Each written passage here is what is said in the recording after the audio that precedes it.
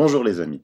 Suite à ma dernière émission sur la fantastique découverte du docteur Sabine Palliard-Franco, mon émission a été vue de nombreuses fois. Beaucoup de sites l'ont reprise. On peut estimer le nombre de vues total à plus de 2 millions.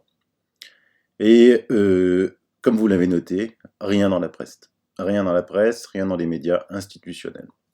Pourtant, je pensais que c'était une pandémie grave, vu que nous sommes confinés chez nous à la maison pour la première fois dans l'histoire, alors que nous ne sommes pas en guerre, à se demander si on a intérêt, si ceux qui nous gouvernent, et si les médias de la peur, ont intérêt à ce que cette épidémie s'arrête. Donc, dans cette émission, je ne vais pas polémiquer, j'en ferai une autre, soit encore aujourd'hui, soit demain, avant ou après le discours de notre président. Mais j'ai reçu beaucoup d'emails de la part de médecins, et qui sont certains étonnés parce qu'ils n'étaient pas au courant, et d'autres en disant « Ah bah oui, ça fait longtemps qu'on le sait », et d'autres beaucoup plus instructifs. Donc j'ai l'impression que tous les médecins ne se parlent pas. Donc moi je veux bien que mon canal soit utilisé pour qu'ils échangent et donnent des informations. Vous ne pouvez pas passer dans la presse mainstream, on l'a vu, on vient de le démontrer avec ce traitement du docteur Sabine Palliard-Franco. Donc je vais vous lire quelque chose de très instructif concernant ce virus. Voici de nouvelles pistes physiopathologiques pouvant indiquer la ventilation non invasive de façon un peu plus large. En tous les cas, ne plus intuber au-delà de 6 litres par minute d'oxygène. Le Covid nous a tous trompés, mais nous sommes peut-être en train de trouver son secret. Au cours des 3 à 5 derniers jours, une montagne de publications est apparue à New York, en Italie, en Espagne, etc. concernant ce virus, sur les caractéristiques des patients qui tombent gravement malades.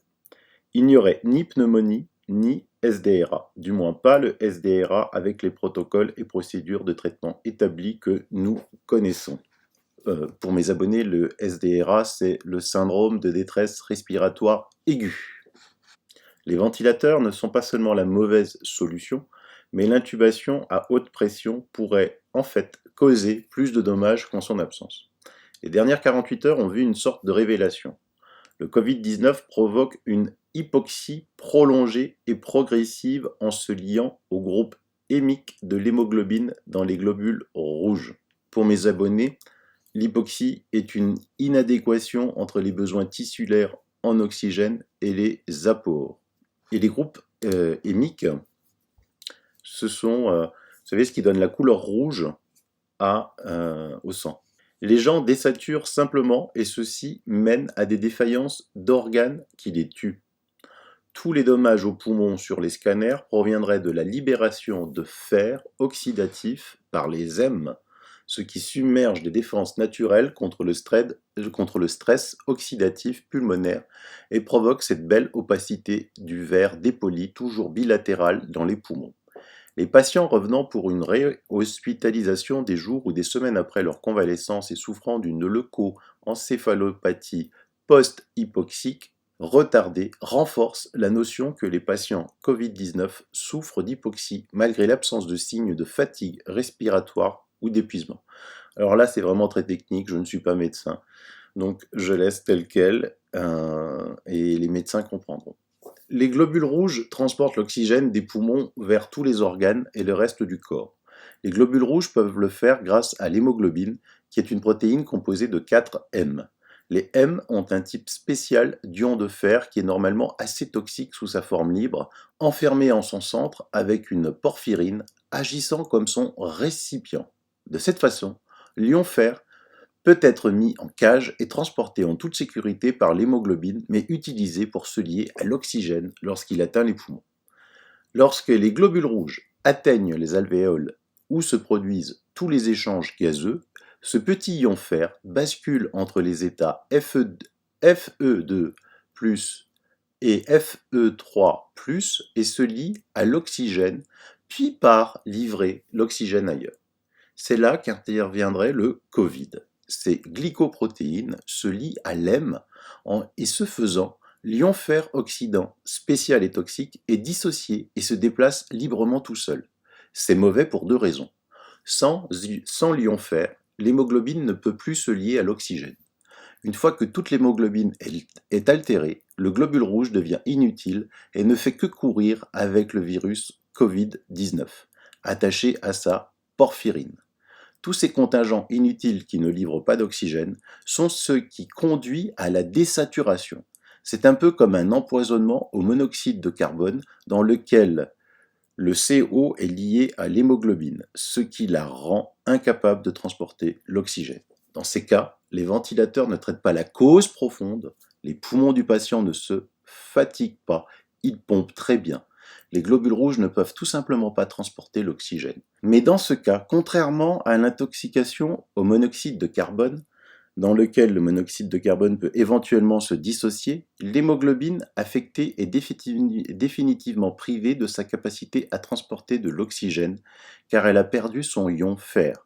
Le corps compense ce manque de capacité de transport d'oxygène en libérant par les reins des hormones comme l'érythropoïétine, qui ordonne à la moelle osseuse d'augmenter la production de nouveaux globules rouges avec de l'hémoglobine fraîchement préparée et pleinement fonctionnelle. C'est la raison pour laquelle on constate une augmentation de l'hémoglobine et une diminution de la saturation en oxygène dans le sang comme l'un des trois principaux indicateurs pour savoir si le décès approche. Des millions d'ions fer libérés flottent alors librement dans le sang, provoquant des dommages oxydatifs. Les poumons ont trois défenses primaires pour maintenir l'homéostasie du fer, dont deux dans les alvéoles. Le premier est constitué par de petits macrophages qui aèrent et récupèrent les radicaux libres comme ce fer oxydant. Le second est une doublure sur la surface épithéliale qui a une fine couche de fluide riche en molécules antioxydantes. Mais ces mécanismes sont dépassés par l'excès de fer oxydant, et c'est ainsi que commence le processus de stress oxydatif pulmonaire qui conduit à une inflammation qui entraîne à son tour la fibrose. C'est systématiquement bilatéral avec le Covid-19, alors que la pneumonie ne fait que rarement cela. Une fois que le corps est devenu hors de contrôle, avec tous les transporteurs d'oxygène qui circulent à vide et des tonnes de la forme toxique de fer flottant dans la circulation sanguine, d'autres défenses se déclenchent. Alors que les poumons sont occupés par tout ce stress oxydatif et qu'ils ne peuvent pas gérer les organes, ils sont affamés en oxygène et le foie essaie de faire de son mieux pour éliminer le fer et le stocker. Seulement, il est submergé aussi, il est affamé d'oxygène et il libère une enzyme appelée alanine aminotransférase. Finalement, si le système immunitaire du patient ne combat pas le virus à temps avant que sa saturation en oxygène dans le sang ne baisse trop bas, ventilateur ou pas, les organes commencent à s'arrêter. La seule façon d'essayer de les maintenir en vie est le maximum d'oxygène, et peut-être le mieux serait avec une chambre hyperbare, si disponible, avec 100% d'oxygène à plusieurs atmosphères de pression, juste pour donner à ce qui reste de l'hémoglobine fonctionnelle une chance de transporter suffisamment d'oxygène aux organes et les garder en vie. Il n'y a pas assez de caissons hyperbares, donc certains culots de globules rouges frais avec une hémoglobine normale sous forme de transfusion pourraient faire l'affaire. Lorsque les ions fer sont dépouillés de leur hémoglobine, l'intubation pour ventilation est futile dans le traitement des patients et ne s'attaque pas à la racine de la maladie. L'urgence du ventilateur doit être réexaminée. Si on met un patient sous ventilateur parce qu'il entre dans le coma et qu'il a besoin d'une respiration mécanique pour rester en vie, ok. Donnez aux patients du temps pour que leur système immunitaire s'en tire. Mais s'ils sont conscients et alertes, gardez-les sous oxygène. Maximisez-le si vous le devez. Si vous devez inévitablement ventiler, faites-le à basse pression, mais au maximum d'O2. Ne déchirez pas leurs poumons avec la PEP Max, vous faites plus de mal aux patients parce que vous traitez la mauvaise maladie. Voilà, je remercie ce médecin de ce cours très instructif qui rejoint beaucoup d'autres observations qui ont été faites à travers le monde. Ici, par exemple, nous avons à l'hôpital de Vannes, l'oxygène à haut débit évite des intubations. Pour les malades en grande détresse respiratoire, le parcours de soins passe par l'intubation, sauf à Vannes où il existe une alternative, l'oxygénation à haut débit, qui a pu ici éviter des embouteillages de patients en réanimation. Je vous mettrai aussi ce lien dans l'article. Vous voyez que maintenant on a bien compris les mécanismes, qu'il y a des solutions, que des médecins guérissent des patients, y compris âgés. Un mystère fait que ces informations ne sont pas diffusées à grande échelle. Je voulais juste faire cette petite émission pour les médecins. Si vous avez des choses à dire, vous avez mon email. Ma chaîne vous est ouverte, hein, y compris à plusieurs, c'est pas un souci, je suis capable de vous organiser des visios à autant de personnes que vous voulez. Je suis dans les télécoms, donc il n'y a vraiment aucun problème pour ça. Voilà, si je peux aider, j'aide, et je vous ferai une autre émission aujourd'hui ou demain.